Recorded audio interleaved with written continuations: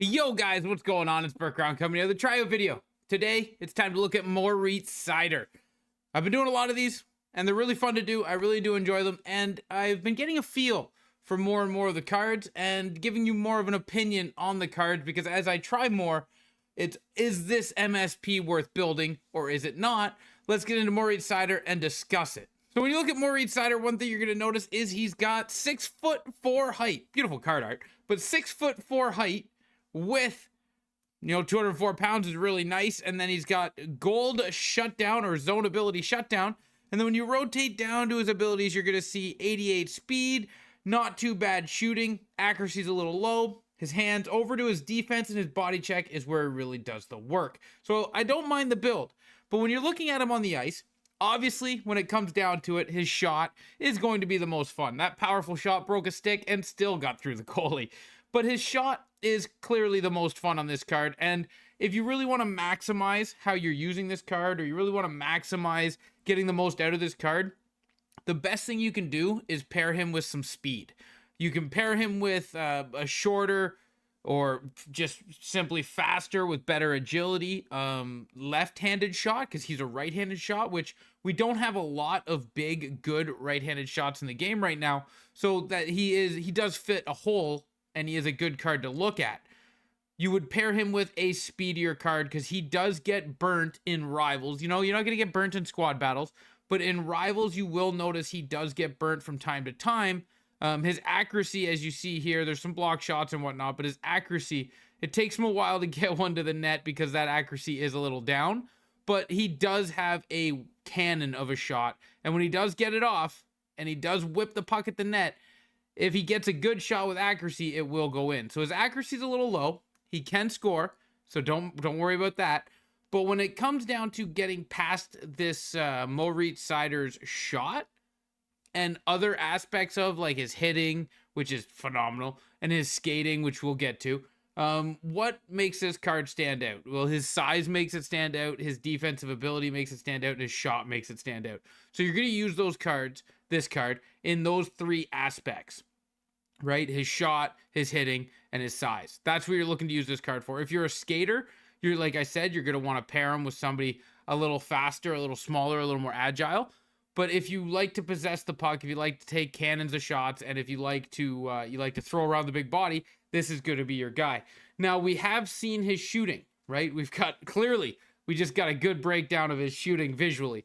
So now we got to look at his skating and give feedback on the Moritz Seider skating, because I think this is one to talk about and one to make yourself aware of when you're thinking about building this expensive card. He is hard to knock off the puck. That's a positive. But he is very sluggish in his turning. He is very boxy in how he feels, and he doesn't really have a whippy speed or whippy, like he's not really going to make quick cuts, and he's not going to get going at a fast rate. If you're being chased, you will be caught, but he does lay out some big hits. He is fun to hit with, but as you see here, when he skates, he's kind of like getting a semi-truck started up, if that makes sense. Like, he's hard to knock off the puck, but getting him up to speed is not easy, and people will be on you the whole time. If you're facing somebody that's good at poking or with a good ping, you're going to have trouble skating with this card, so I wouldn't recommend skating with the card, but he's a monster. Look at that massive hit. But I wouldn't recommend skating with the card, but passing to him to get the puck to somebody else, or passing to him to set up a big shot is really good. He does have okay skating, which is manageable, but it's not great. That's the only really thing I wanted to point out, because he is a 690,000 coin card. Unless got lucky with the 150 coin packs, it's relatively expensive, right? We can all agree that 630k is relatively expensive, but at the right-handed D options, what do we really have to even look at that? You do have 25 days to build this card, right? So you do have time still. And you can go into the frozen sets and turn in 30 collectibles to get yourself an untradeable 85 to help you build that card up. But when you're looking at right D, what do we got, right? What do we have to replace it with? What can we do, right? This pack in the store gives 85s. So this would be a good way to go, a good pack to look at. And it would be something you would do if you need the 20 collectibles to build the 85s, or if you can get a lucky pull. But even that, 20 collectibles and the 83s help you build what you need for the Mo Seider. So this is a good pack to go after if you come to the conclusion that you're building them.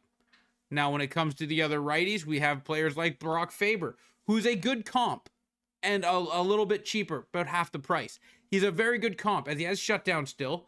He has good defense, good size, sim skating, and great shooting, but he's half the price, right? He's $280K. And then we got other players like Brent Burns, Morrow. Morrow is a great comp. He's 6'2", 87 speed, good shooting, little poor accuracy.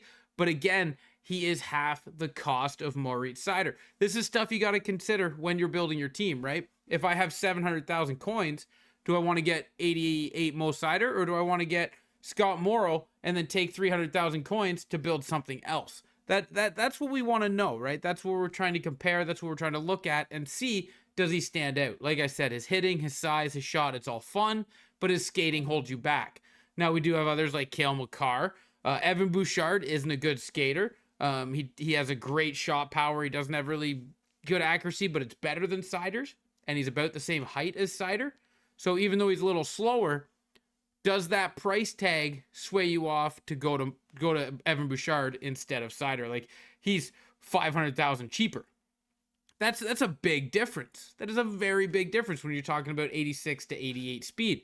And in my opinion, after using Mo Seider, I think he's really, really good. And we don't have, as you're seeing in this list, we don't have a lot of right-handed D options that have size. Like Cale Makar you can get for 200K, but he doesn't have the size you might be looking for. So Mo Seider is a good card. I would recommend building him if you like big defensemen. If you like speedy defensemen, I would definitely stay away from him. If you like big speedy defensemen, I would just wait. And instead of investing in Mo Seider, I would go with like a Scott Morrow or a Brock Faber.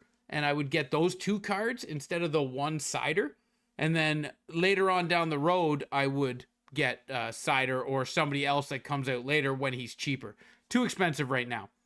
But you're going to see here Megan Keller. That is a great card to pair with Seider, right? Seider's got the size, big body. He can be the physical presence on your blue line with the shot. And then moving off of him to Megan Keller, she's your skater. She's got your agility. She's everything you need to cover the weak side of Mo Seider, right? So that's just one thing I wanted to say, guys. Now, it doesn't have to be Megan Keller, right? It can be the Quinn Hughes. It can be a lot of options. But that's all I'm saying is the speedy agility type to go with Moritz Seider. Now, I would build him. I'm probably going to keep him on my team. That's going to be the tryout video, is I'm going to keep him on my team. And if you do want to see more, come over to BurtCrown88 on Twitch. I love using the card. He was so much fun for hitting and shooting, but skating, he felt like he could have given a little bit more. Thank you guys for watching this video. I hope you did enjoy it. If you did, give it that thumbs up. But until next time, guys, ciao, ciao.